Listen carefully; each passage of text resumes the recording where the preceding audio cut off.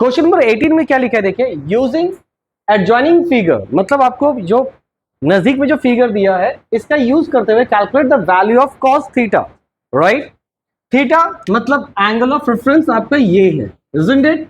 तो cos theta का value निकालना है, और कॉस थीटा अगर ये एंगल ऑफ रेफरेंस लिया तो इससे सामने वाला क्या हो जाएगा, परपेंडिकुलर। यहां पे 90 डिग्री है तो इसका अपोजिट क्या हो जाएगा आपका हाइपोटेन्यूज, तो बचा ये बेस। और cos थीटा क्या होता है, बेस बाय हाइपोटेन्यूज, यानी कि एटलीस्ट हमें क्या निकालना पड़ेगा, बेस का वैल्यू तो निकालना पड़ेगा। तो बेस का वैल्यू हम कैसे निकालेंगे, बाय पाइथागोरस थ्योरम। नाउ तो सबसे पहले क्या करेंगे, इसमें in right angle triangle ABC लेते हैं, राइट। तो हम लोग लिख सकते हैं क्या, ए बी स्क्वायर या फिर A B is equal to under root AC square that is hypotenuse minus BC square, यानी कि आपका क्या हो जाएगा, परपेंडिकुलर। तो अंडर रूट AC का वैल्यू कितना है, 13 का स्क्वायर माइनस BC कितना है, 5 का स्क्वायर। 13 का स्क्वायर कितना होता है, 169, 5 का होता है 25, that is under root 144 which is equal to 12 unit. यानी कि आपका जो ये है AB, इसका वैल्यू कितना आया, 12 यूनिट, इजंट इट। तो जब ये आपका बेस आ चुका है, हाइपोटेन्यूज दिया हुआ है, तो क्या हम कॉस थीटा निकाल पाएंगे, तो therefore cos theta is equal to क्या लिख सकते हैं, base by hypotenuse that is AC। तो AB का वैल्यू क्या हो गया आपका 12 और हाइपोटेन्यूज है 13, राइट। अब आता है ये हमारा फर्स्ट सेक्शन कंप्लीट। अभी आते हैं हम लोग फाई के लिए। तो ये क्या है आपका एंगल ऑफ रेफरेंस क्या है, फाई, इजंट इट। तो ये वाला एंगल ऑफ रेफरेंस है, लेकिन प्रॉब्लम ये है कि यहां पे आपका कोई भी, ये तो राइट एंगल ट्रायंगल नहीं है और ये भी एक राइट एंगल ट्रायंगल नहीं है, बकायदा ये तो क्वाड्रिलेटरल है। तो हमें क्या करना पड़ेगा, एक राइट एंगल ट्रायंगल फॉर्म करना पड़ेगा बाय कंस्ट्रक्शन। तो आप क्या करेंगे, इसको ज्वाइन कीजिए, राइट। तो यहां पे ये क्या बन गया, 90 डिग्री। तो अब ये क्या राइट एंगल ट्रायंगल बन गया। अब आप देखिए A से D जो है ये लेंथ, ये कितना है 14, और A से B कितना है 5। तो जब ये 5 है तो ये भी कितना आएगा, 5 यूनिट। तो देखो यहां से यहां तक है 14 और यहां से यहां तक है 5, तो ये कितना हो जाएगा, that is 14 minus 5 which is equal to 9 unit, clear. और ये A से B कितना है 12, तो ये भी कितना होगा 12 unit.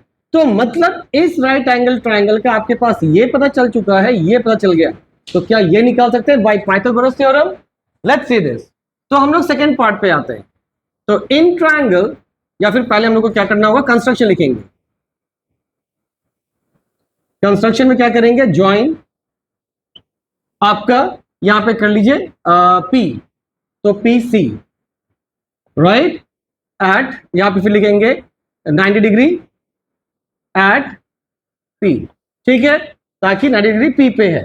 Now in triangle PCD, मतलब कौन सा ट्रायंगल लेंगे, ये राइट एंगल ट्रायंगल लेंगे PCD। तो इसमें क्या आ जाएगा आपका, आपको क्या लेना है यहां पे, सबसे पहले tan phi। तो phi के लिए क्या होता है, परपेंडिकुलर बाय बेस। अब आप समझिए ये है आपका एंगल ऑफ रेफरेंस, तो इसके सामने वाला परपेंडिकुलर दैट इज PC क्या होगा, परपेंडिकुलर। तो क्या लिखेंगे PC, और 90 का अपोजिट क्या होता है, हाइपोटेन्यूज। तो बेस क्या हुआ, this one that is PD। PC का वैल्यू कितना है 12 और PD का वैल्यू कितना है 9, राइट। 3 से कट जाएगा, that is 4/3। This will be your answer. अब आता है next part that is cosec phi. देखिए कोसेक फाई बेसिकली क्या होता है, साइन का अपोजिट होता है, और साइन क्या होता है, परपेंडिकुलर बाय हाइपोटेन्यूज। तो ये क्या हो जाएगा, हाइपोटेन्यूज बाय परपेंडिकुलर।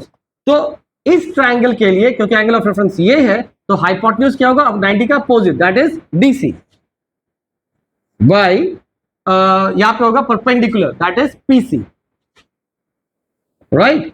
लेकिन आप देखो D से C तो हमें पता नहीं है, तो सबसे पहले हम लोग क्या आइडेंटिफाई करेंगे, DC बाय पाइथागोरस थ्योरम।